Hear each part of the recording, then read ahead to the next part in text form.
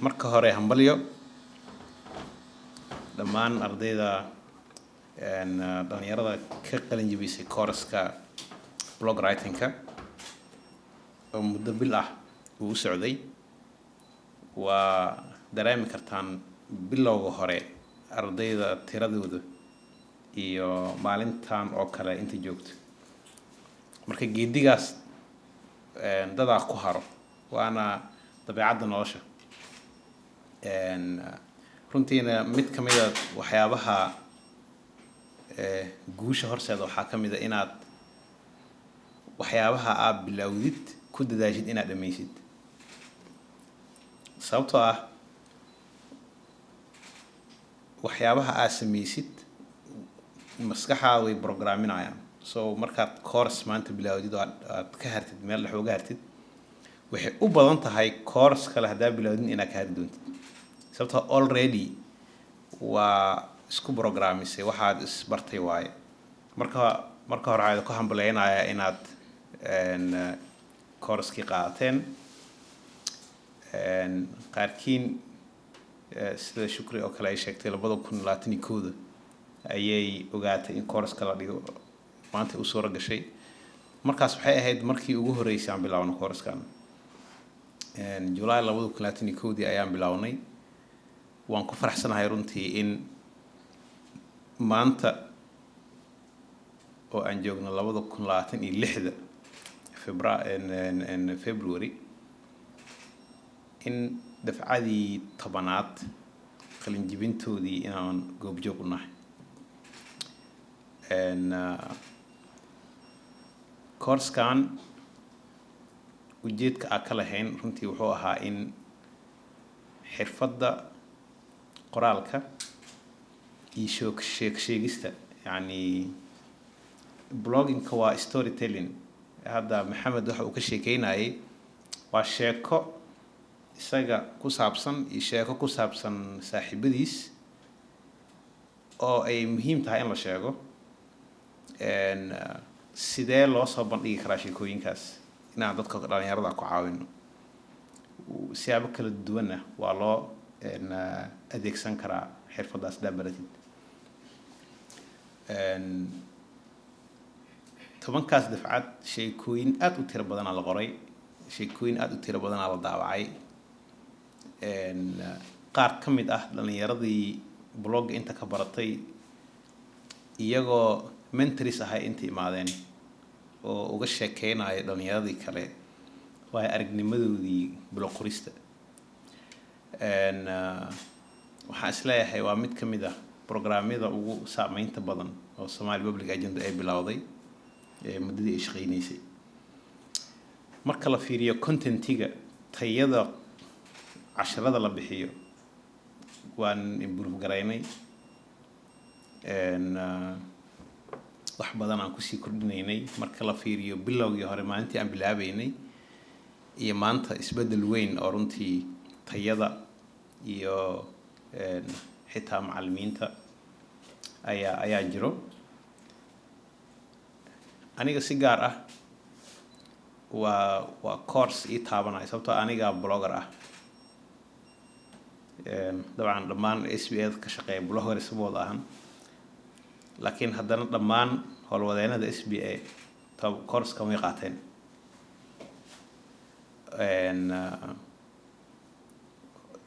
يعني runtii waxaan u arkaa inuu yahay xirfad aanan ku xiriir lahayn fieldiga qofka uu bartay iyo inuu cilmi baare yahay inuu researcher yahay inuu journalist yahay aan ku xirnayn qof kasta bini aadana sheeko leeyahay bulshada uu la nool yahay sheekooyinkeedu qori karaa marka runtii inaan xoojino dhaqanka wax qorista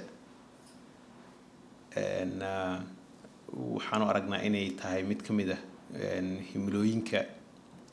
ama ujeedooyinka SBA gaar ahaan inaan dhalinyaro barno xirfadda qoraalkana runtii waxay macnaheedu tahay inaan 70% dadka Soomaalida ah inaan baahi weyn ay qabeen wax aan ka contribute gareynayno of course waxyaabo badan oo ka dhimanaa jiro waxaa ka mid ah in aan weli xamar ku bixino deegaanada kale ee dalka nooma suuragal inaan course ka gaarsiino oo dad badan oo jooga ay nala soo xiriiraan waxyaabaha hadda aan ka fikirayna waxaa ka mid ah inaan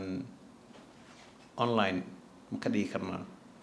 annagoo fiirinayn sidoo kale tayada sababtoo ah hadda markaa fiirisaan 4 isbuuc tababarka socday interactionka iyo falgalka aad sameeynayeen macallimiinta iyo mentorska iyo dadka wax dikri fikirinayay sidee uga duwanaan kartaa marka online laga dhigo sababtoo ah marabna inaan waa bixinay un dhahnay waxaan rabnaa qof kasta tababarka qaadanayo inuu wax badan ka maaragtay ka faa'iido haddii gaabis u yimaadana u noqdo dhanka qofka tababarka qaadanayay aanu gaabis dhankeen imaanin daadis macnaha anaga waxaa saa uga fikirayno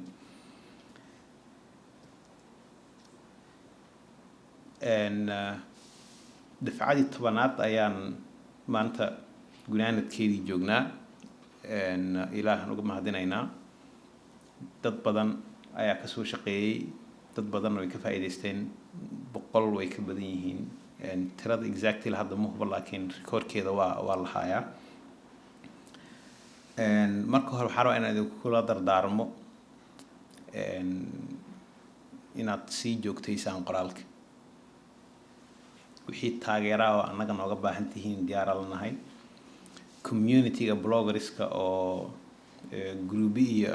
ku jirana waa ku biiri doontaan Ibrahimna kale idin sheegi doono haddaadan joogtaynin macnaheedu waxa waaye xirfadiisii fiican ogama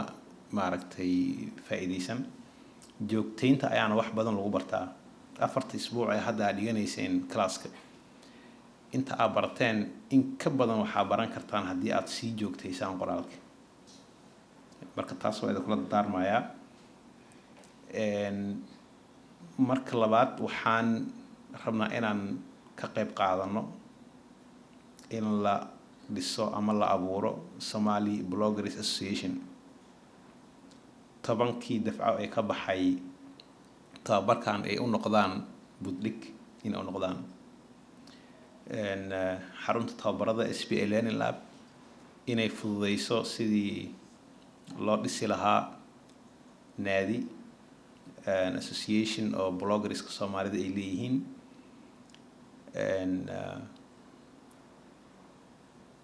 oo si habsami leh u shaqeeyo soo dhismihiisa iyo shaqeyntiisa hore inay taageerto laakiin ugu dambeyn ay naadigaas ku wareejiso inuu madax bannaanaado oo si iskiis ah isku maamulo ayaan ka shaqeyn doonaa kulli communication sahil doontaan waxaan ka fikirnaa in marka diyaar garow hore marka la sameeyo kadib kulan lagu shaacinayo la isugu imaado dadka isbartaan maamulkii iyo sidii loo maareyn lahaa iyana isla dejiyo community runtii aad u xoogan waaye inta ka baxday kaliya dafcadan course kan qaadatay 10 dafco haddii ay isbartaan ay isla xiriiraan laftooda wax weyn ah waxaa sidoo kale meesha ku jirta inay jiraan dhalinyaro badan oo bloggers ah oo aan tababarkan qaadanin laftooda de waxay ka mid yihiin community-gaas bloggerska ka mid yihiin haddaanu abuurno platform ay xubin ka noqon karaan iyaga xitaa waxay u tahay fursad ay kula falgalaan wax uga bartaan wax ku biiriyaan dad kale oo like minded ah caadiyana yani naadiyaashaas waa meelaha ay aqoon kororsiga uu ku kordho meelaha aad ka heli kartaan shidaal iyo dhiirigelin in maaragtay aad wax sii wadaan qoraalka sii wadaan marka waxaan rajeynayaa taasna inta aanan dafcada 10aad bilaabanin oo haddii alla idmo bilaabi doono bisha July inta ka horeysa inaan bal diyaar garow fiican sameyno sidoo kalena la daafuro Somali Bloggers Association waxaan rajeynayaa in adinka iyo communitygaas kale ee tababarka blogga qaatayna ay idin noqon doonto platform aad adinka hogaamisaan, idinka maamushaan, adinka wax ku kala kororsataan, innagana kaalintii fududeynta inaan idinka qaadano insha Allah. ugu dambeyn waxaan idin rajeynayaa guul inta aad barateen oo aad dadaal ku sii dartaan oo sii joogtaysaan ayaad maaragtay xirfadiina ku xoojin kartaan, sheekooyin badan kusoo bandhigi kartaan oo ay ku saabsan idinka bulshada aad la nooshihiin. waana waxaa isleeyahay mid ka mid ah xirfadaha nololeed ee qof kasta u baahan yahay inuu maaragtay leeyahay, sababtaa waxay ku siinaysaa space iyo fursad aanu qof kasta haysanin. macnaha markuu maxamed hadda dhahayay sheekooyin aniga igu dhacay oo aanan ogeyn sida loo soo bandhigo ayaan fahmay sida loo qori karo hadda markaan tababarka qaatay. annaga runtii waxay noo tahay dhiirigelin, sababtoo ah yacni course-kii ayaa hagid fiican wuxuu u yahay dad badan oo course-ka qaadanayo. weli waxaan dareensanahay tirada aan qaadan inay yar tahay, in xamar aan joogno oo aan kaga baxsanayn, laakiin ugu yaraan inaan dhalinyaro Soomaaliyeed sanad kasta ay wax un course ka qaadanayaan 50 ilaa 40 inta u dhaxayso. intaasba waa dadaal oo aanan haddaan samayn lahayn eber ay ahaan lahayd. marka intii yacni Soomaaliya oo dhan dabcan ma gaarno limitkeena waa fahamsanahay, laakiin runtii dadaalkeena iyo tabarteena intaas ah. dabcan hawlo kala duwan oo aad u kala duwanna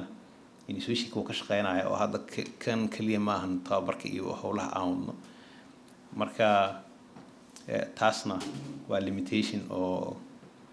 intaasa tabar naga ah. waxaan idin rajeynayaa guul, waxaan rajeynayaa in tababarkan uu noqdo bilowga geedi socodkii aad blogger ku noqon lahaydeen insha Allah. waxaan rajeynayaa inaad noo noqotaan kuwii naga bartay oo naga badiyay, oo sanado kadib aan anaga noqono dadka idinka loo jiito oo idinka barta sida blogga loo sameeyo insha Allah. ma asantiin.